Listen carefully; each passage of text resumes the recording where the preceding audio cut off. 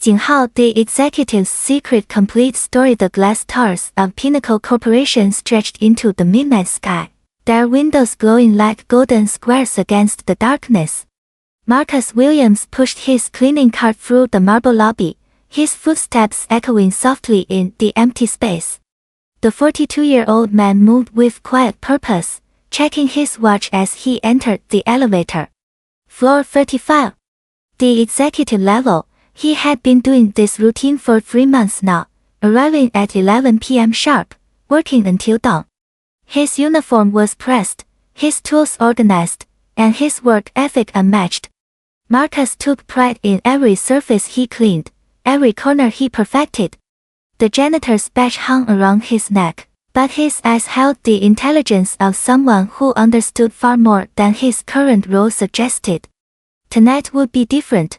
Though he didn't know it yet, the elevator doors opened with a soft ding, and Derek Harrison stepped out, his expensive suit wrinkled from a long day.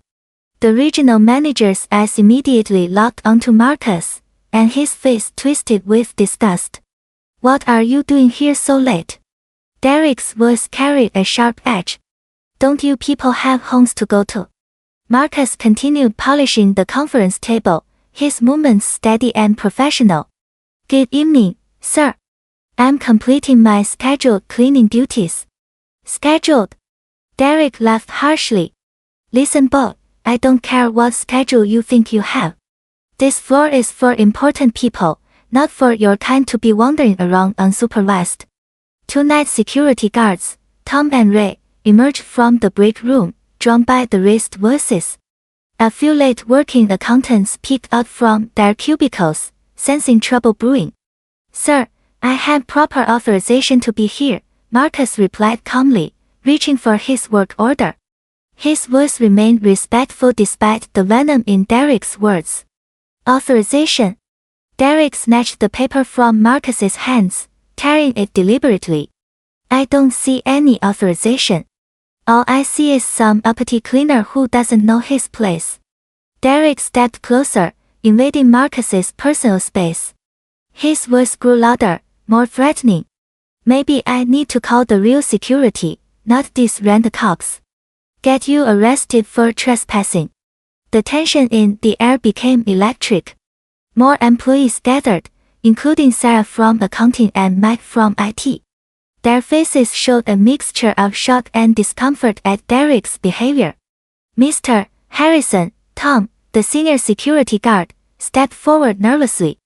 "The cleaning crew has clearance. I checked them in myself. Did I ask for your opinion?" Derek whirled around, his face red with anger. "I'm the manager here, not you." Marcus stood perfectly still, his hands clasped behind his back. When Derek turned back to him, Marcus spoke with quiet dignity. "Sir, I understand you're upset. I can finish this floor later if that would be more convenient for you." "Convenient?" Derek's voice cracked with rage. "The only thing convenient would be if you people stayed where you belong instead of trying to act like you're somebody important." The witnesses exchanged uncomfortable glances. The atmosphere grew heavy with anticipation, as if everyone sensed something significant was about to happen. Suddenly, Derek's phone rang with the urgent tone reserved for corporate emergencies.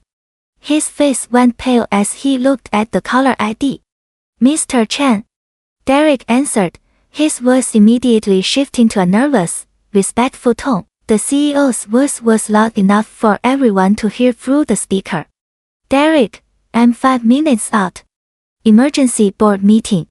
Is the 35th floor conference room ready?" Derek's eyes darted around the office, taking in the scattered papers, the overturned trash can from his earlier tantrum, and the general disorder he had created during his confrontation with Marcus. Yes sir, almost ready sir," Derek stammered, beads of sweat forming on his forehead. "Good. The investors from Tokyo are with me. Everything needs to be perfect." The line went dead. Derek stood frozen, panic washing over his face. The mess around him looked terrible, and he had just 5 minutes to make everything pristine for the most important meeting of the quarter. Marcus stepped forward quietly. "Mr. Harrison, I can help you get this cleaned up quickly. My cart has everything we need." Derek looked at Marcus with desperation, his earlier arrogance crumbling under the weight of his predicament. The elevator chimed, and CEO James Chen stepped out, followed by 3 impeccably dressed Japanese investors. Chen's eyes immediately found Marcus across the room, and his face lit up with genuine warmth and respect. "Marcus!" Chen called out, striding directly past Derek without a glance. "Thank goodness you're here. I was hoping to catch you before the morning." Derek's jaw dropped as he watched his CEO embrace the man he had been humiliating just moments before. "Gentlemen," Chen turned to the investors, placing a respectful hand on Marcus's shoulder, "I'd like you to meet Marcus Williams, our Executive Vice President of Strategic Operations. Marcus, these are our potential partners from Yamamoto Industries." The color drained completely from Derek's face. His hands began to tremble as the full weight of his actions crashed down on him. The janitor's uniform, the cleaning cart, the badge, it was all a disguise. Marcus bowed respectfully to the investors, then looked directly at Derek with calm, knowing eyes. "Mr. Harrison and I were just finishing up some business." Sarah from accounting gasped audibly. Mike from IT whispered, "Oh my God." The security guards stood frozen, realizing they had just witnessed their regional manager commit career suicide. Derek tried to speak, but only managed a strangled sound. His world was collapsing around him as he realized he had just racially abused the second most powerful person in the entire corporation. Chen's expression turned ice cold as he looked at Derek for the first time. "Mr. Harrison, pack your office. Security will escort you out within the hour." Derek's career ended with those simple words. No explanations needed, no second chances given. Marcus turned to address the stunned witnesses, his voice carrying the authority he had hidden for months. "Everyone, thank you for what you witnessed tonight. This company will do better. We will create a workplace where every person, regardless of their role or background, is treated with dignity and respect." The Japanese investors nodded approvingly, impressed by the character of the man leading their potential partnership. As Derek was led away by security, Marcus quietly pushed his cleaning cart to the side.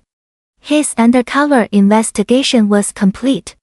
Change was coming to Pinnacle Corporation, and it would start with the simple truth that every human being deserves respect, no matter what uniform they wear.